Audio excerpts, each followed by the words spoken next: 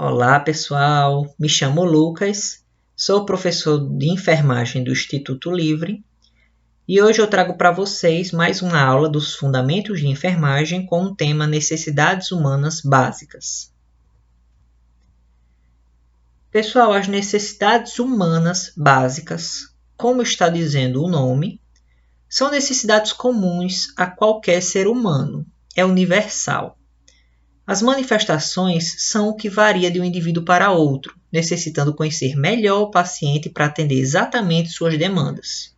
Então, gente, necessidades humanas básicas, elas são comuns, certo? Todos os seres humanos têm. Porém, um indivíduo difere do outro. Cada indivíduo é singular, tem necessidades específicas. E para isso, nós devemos conhecê-lo melhor para poder atendê-lo melhor, certo? Tenham isso em mente agora no começo dessa aula. Uma das pessoas, um dos autores sobre necessidades humanas básicas foi Maslow, certo? Que em 1954 trouxe a teoria sobre a autorrealização, apoiando-se nas necessidades humanas básicas. Necessidade comum em todos os humanos, e ele organizou essas necessidades em 5 níveis hierárquicos, ou seja, 5 níveis que vão desde a base até o ápice, em forma de pirâmide. Para se alcançar um nível de satisfação seguinte, é necessário minimamente satisfazer o nível anterior, recebendo disposição e motivação. Então, gente, essa é a teoria da motivação humana de Maslow, que se baseia em você motivar-se para realizar suas atividades humanas básicas, sempre superando as necessidades anteriores, que tem as basais, como vocês podem ver aqui, uma base bem sólida de coisas que são mais primordiais, e o ápice da pirâmide, que são a realização autopessoal. Então, na base, nós temos as necessidades fisiológicas, que se trata de alimento, roupa, repouso, moradia, condições mínimas de vida.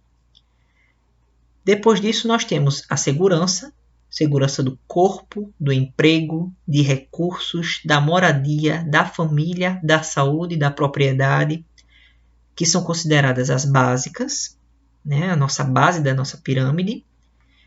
Amor, relacionamento, amizade, família, intimidade sexual e estima, autoestima, confiança, conquista, respeito dos outros, respeito aos outros, são necessidades psicológicas que estão aqui no meio da nossa pirâmide. Para chegar nessa realização das necessidades psicológicas, amor, relacionamento e autoestima, temos que primeiro suprir as necessidades básicas. E, por fim, a realização pessoal, que é a autorrealização. Moralidade, criatividade, solução de problemas, ausência de preconceito, aceitação dos fatos. É quando sua mente se abre mais e você consegue resolver problemas que acontecem na vida cotidiana, conseguir levar uma vida em sociedade. E, para isso, precisa se realizar todos os outros passos da motivação humana. Maslow traz, pessoal, como necessidades fisiológicas: oxigenação, nutrição, hidratação, manutenção da temperatura corporal, eliminações urinária, intestinal, respiratório, pela pele, higiene, repouso. E agora nós trazemos o João Moana, que vai trazer as necessidades humanas básicas em 3 classes: as necessidades psicobiológicas, psicossociais e psicoespirituais. Aspectos psicológicos do indivíduo estão sempre intimamente relacionados com o seu próprio corpo físico, com o seu contexto social e com sua espiritualidade. Então, pessoal, diferente de Maslow, que traz 5 elementos organizados em pirâmides sobre necessidades humanas básicas e realização intrapessoal à base da motivação, João Moana já traz necessidades humanas básicas, divididos em psicológicas, sociais e espirituais. João Moana traz como necessidades psicobiológicas mais fatores: oxigenação, hidratação, eliminação, sono, repouso, exercício e atividade física, sexualidade, abrigo, mecânica corporal, motilidade, cuidado corporal, integridade cutâneo-mucosa, que para quem está em dúvida nesse nome, que é novo, cutâneo de pele, mucosa de mucosas, que são a mucosa oral, anal, oftálmica, nasal, otológica, certo? Mucosas é o revestimento epitelial, certo? O epitélio vem de pele, sendo que é um epitélio mais úmido, mais vascularizado, integridade física, regulação térmica, hidrossalina, imunológica, vascular, locomoção, percepção. Essa percepção ele traz aí os órgãos do sentido, olfato, visão, audição, tato, a gustativa e a dolorosa, ambiente, terapêutica. Então, gente, psicobiológica estão atreladas à nossa psique, a nossa capacidade de raciocínio e de como o nosso raciocínio, nossa mente, interpreta todas essas necessidades que nós precisamos ter para sobreviver. Necessidade do abrigo, movimento, respirar, eliminar, descansar. Então, todas essas necessidades são consideradas biológicas, porque são relacionadas diretamente ao corpo físico. Psicossociais: segurança, amor, liberdade, comunicação, criatividade, aprendizagem, gregária, recreação, lazer, espaço, orientação no tempo, aceitação, autorrealização, autoestima e atenção. Esses 3 últimos, vejam que se atrela à base da pirâmide, né, a base que eu digo, ao fundamento da pirâmide de Maslow, que é autorrealização e autoestima, né, que nós vimos que, com base na motivação intrapessoal, que vai conseguindo passar pelos estágios subsequentes e atingindo as necessidades humanas necessárias para sobreviver e para ter uma vida digna. Já as psicossociais, gente, psicossociais, como é a nossa percepção frente às nossas interações sociais com o espaço, com o lazer, com outras pessoas e com nós mesmos.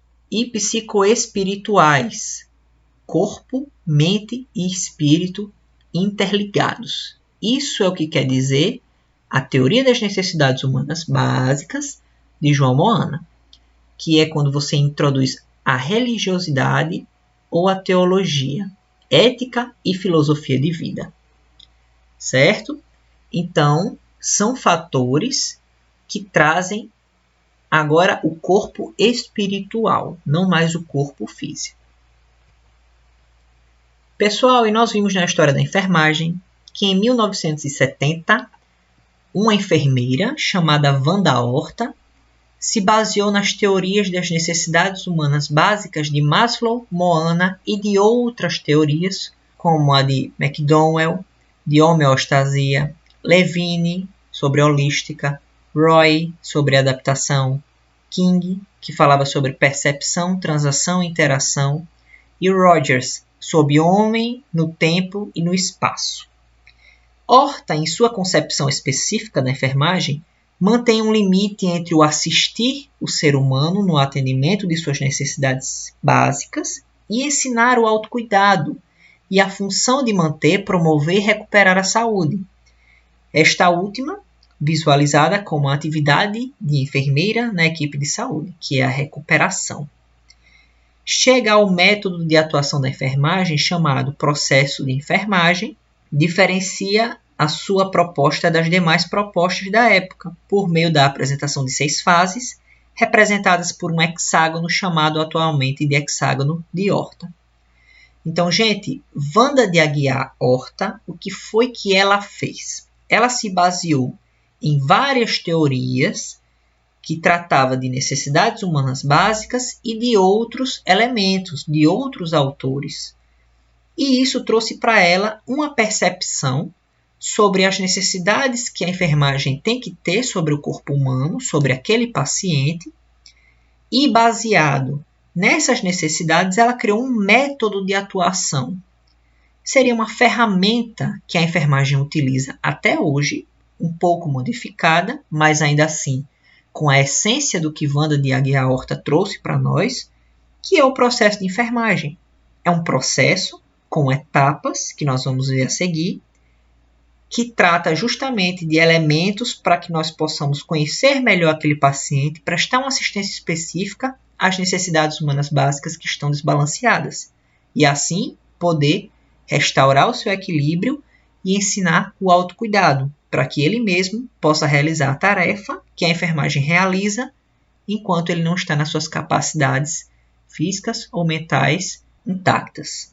Pessoal, aqui está o hexágono de Horta, que nós ouvimos falar no slide anterior, que consiste em 6 etapas. Essas 6 etapas voltadas para indivíduo, família e comunidade. O paciente, o usuário, a família e a coletividade. Nós ouvimos sempre esses 3 termos quando se fala da nossa assistência em relação às pessoas. Então, primeiro passo, histórico de enfermagem. É a coleta dos dados, onde nós vamos identificar quais são os problemas que aquele usuário, família ou comunidade traz para nós. O diagnóstico de enfermagem é a identificação das necessidades e o grau de dependência do atendimento. É onde nós vamos designar quais são os problemas, que tipo de necessidades aquele paciente apresenta e quanto ele depende dos nossos cuidados, quanto ele pode fazer por si só e quanto nós podemos fazer por ele. Isso também traz, pessoal, outras teoristas de enfermagem, como Dorothy Oren, que vocês podem depois estudar, que fala sobre o autocuidado, o estímulo ao autocuidado que a enfermagem faz. Logo a seguir, o plano assistencial. Como o nome já diz, é onde nós vamos determinar a assistência mediante o diagnóstico que foi escolhido na etapa anterior. Plano de cuidados ou prescrição de enfermagem. Depois que nós planejamos que tipo de assistência nós vamos fazer, nós vamos ter que implementar esse plano assistencial. É onde nós vamos identificar e realizar os cuidados propriamente ditos de enfermagem. Na evolução, temos o relato das mudanças diárias que ocorrem no ser humano, avaliando. Evolução, pessoal, pode ser para melhor ou pode ser para pior. Ele pode evoluir para uma piora ou para uma melhora. É por isso que eu trouxe essa palavrinha, avaliando. Evolução é quando nós vemos o estado geral do paciente, tudo que nós fizemos, e aí nós vemos o que é que aconteceu. Modificou, melhorou, piorou? Vamos ter que ver outros diagnósticos de enfermagem? Algum diagnóstico de enfermagem foi concluído, foi sanado, conseguimos resolver o problema? É isso que a evolução nos traz. E o prognóstico é a estimativa da capacidade do ser humano em atender suas necessidades básicas alteradas após a implementação. É quando nós estimamos se o paciente ele já pode se cuidar, já tem suas necessidades humanas atendidas após a implementação dos nossos cuidados. Aqui no passo 4, é onde nós implementamos o plano assistencial. Nosso plano teve uma ação, teve uma avaliação e, por final, a gente estima se conseguimos atender as necessidades ou não. Caso não, voltamos. Histórico de enfermagem, diagnóstico, plano assistencial, plano de cuidados, evolução e prognóstico. E isso, gente, é um ciclo. E como vocês podem ver, é uma mão de ida e vinda. São 6 passos, mas que a qualquer momento você pode retornar ou pode progredir, a depender de como esteja andando os nossos planos, a nossa assistência e a resposta do paciente perante isso. Gente, eu trouxe aqui uma passagem sobre que Wanda Horta disse. Enfermagem é a ciência e a arte de assistir o ser humano, indivíduo, família e comunidade, no atendimento de suas necessidades básicas, de torná-lo independente desta assistência, quando possível, pelo ensino do autocuidado, de recuperar, manter e promover a saúde em colaboração com outros profissionais.